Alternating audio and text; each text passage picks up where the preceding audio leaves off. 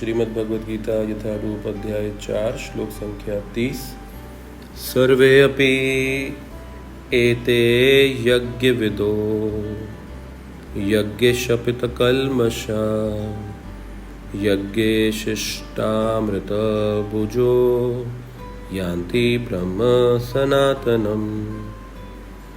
ये सभी यज्ञ करने वाले यज्ञों का अर्थ जानने के कारण पाप कर्मों से मुक्त हो जाते हैं और यज्ञों के फल रूपी अमृत को चख कर परम दिव्य आकाश की ओर बढ़ते जाते हैं। तो इस श्लोक में भगवान सर्वे अपि एते यज्ञ विदो, ये जो पिछले श्लोकों में जितने भी यज्ञ बताए गए, द्रव्य यज्ञ, स्वाध्याय यज्ञ, ज्ञान यज्ञ, इन सारे यज्ञों को जानने के बाद, इनके उद्देश्य को जानने के बाद, यज्ञ शपित कल्मष, वो लोग कल्मषों से मुक्त हो जाते हैं, पाप मुक्त हो जाते हैं। और ऐसा व्यक्ति जो पाप मुक्त हो जाए, यज्ञ शिष्टा अमृत भुजो, वो यज्ञ का प्रसाद, यज्ञ शिष्ट अमृत का पान करता है, अमृत को चखता है। तो अमृत हमेशा कोई शारीरिक वस्तु नहीं होगी, ये मन में प्राप्त होने वाला शांति और एक आंतरिक आस्वादन है आनंद का। तो यहाँ पर यज्ञ शिष्ट अमृता भुजो जो शब्द कहे जा रहे हैं कि यज्ञ का प्रसाद अमृत रूपी मिलेगा, ये आंतरिक भगवान के संबंध का आस्वादन है।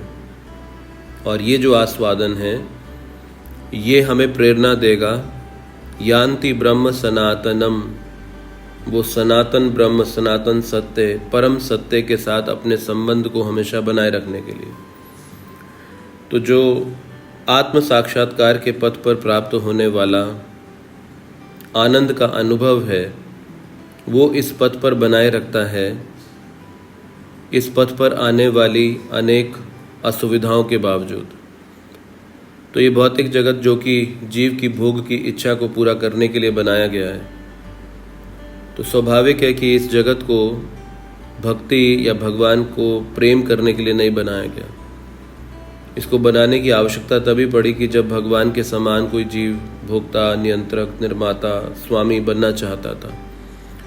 क्योंकि अधिकतर जीव भगवान के धाम भौतिक जगत से परे आध्यात्मिक जगत में हैं। लेकिन कुछ लोग, हम जैसे जीव जो भगवान से विद्रोह करके, भगवान की व्यवस्था को ना स्वीकार करके अलग रहना चाहते थे, उनके समान उनकी नकल करना चाहते थे, उनके लिए इस भौतिक जगत का निर्माण किया गया। तो अब इस भौतिक जगत में सब कुछ वो मिलेगा जो भगवान को भूल जाने के लिए सहायक हो, और वो बहुत कम मिलेगा जो भगवान को याद करने के लिए सहायक हो। इसीलिए यहाँ पर जब ये प्रस्तुत किया जा रहा है कि कोई व्यक्ति यज्ञों के अर्थ को जानने के कारण कि वो भगवान की प्रसन्नता के लिए किए जाते हैं, यज्ञ पुरुष भगवान है, यज्ञ के भोक्ता भगवान है, तो ये जानने के बाद अगर कोई व्यक्ति पाप कर्मों से मुक्त हो जाता है, तो ऐसा व्यक्ति वो भगवान के संबंध का जो आस्वादन है, उस अमृत का आस्वादन करेगा। और इस आस्वादन के कारण असुविधाओं के बावजूद भी वो इस पथ पर प्रगतिशील बना रहेगा और चलता रहेगा। तो शारीरिक सुख से बड़ा है मानसिक सुख, मानसिक सुख से बड़ा है बुद्धि के स्तर पर पाया गया सुख, और बुद्धि के स्तर से बड़ा है आत्मा के स्तर पर पाया गया सुख। तो जब आत्मा के स्तर पर सुख प्राप्त होता है, तो फिर शारीरिक सुख और शारीरिक दुख, ये दोनों ही द्वंद्व जो हैं छोटे पड़ जाते हैं। तो एक व्यक्ति के लिए दुख और सुख दोनों ही छोटा होगा जब वो आत्मा के स्तर पर आनंद का आस्वादन करेगा। और वो आस्वादन जो है वो है यज्ञ शिष्ट अमृत, वो अमृत के समान है।